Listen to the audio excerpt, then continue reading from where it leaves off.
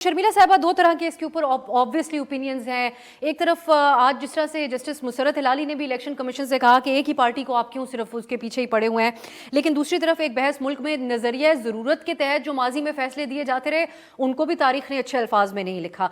आप बतौर एक सियासी वर्कर क्या समझती हैं कि क्या इस कॉन्टेक्स्ट में निशान छिनना और फिर ये एतमाद टूटना PTI का अदलिया के ऊपर से, कैसे देख रही हैं इसको आप? जी शुक्रिया आपसा। देखिए, बात यह है कि for a very very long time PTI और PTI के चेयरमैन और उनके मुतअद्दिद रहनुमा बड़े फेवरेट थे अदलिया के, ये हमने देखा। और इसी वजह से उनका नाम भी लाडला रख दिया गया था कि जितना रिलीफ PTI के चेयरमैन को मिलता था।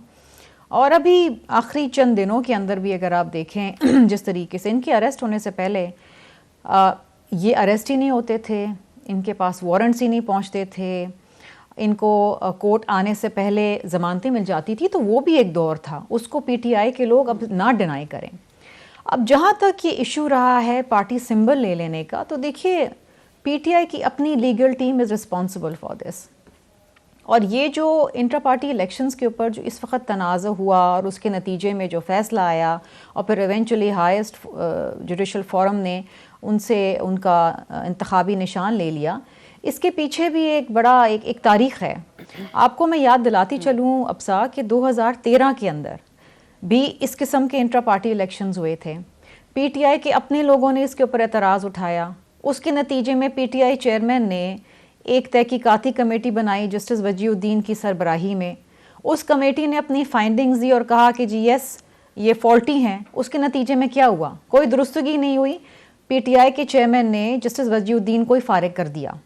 ये 10 साल पहले भी यही कहानी हो चुकी है और न जाने इनके इस प्रोसेस के न जाने कितने फ्लॉज हैं, कितना सच है कितना झूठ है, लेकिन ये पहले इनके साथ हो चुका है।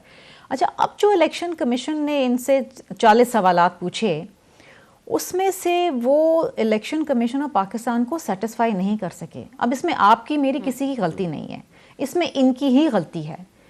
209 और सेक्शन 208 और 209 के तहत उन्होंने फैसला ले लिया।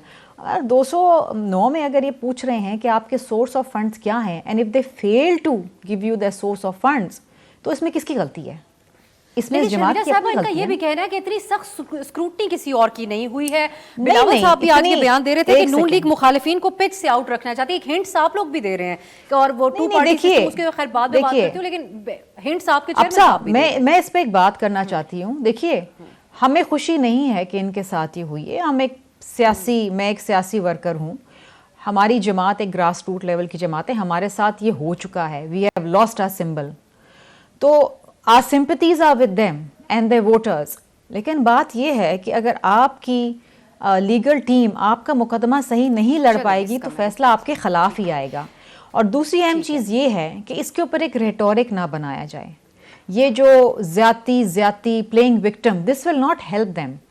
देखिए, unfortunately the legal team was very very weak. इनके जवाबात जो थे वो ECP को सेटिस्फाई नहीं कर सके।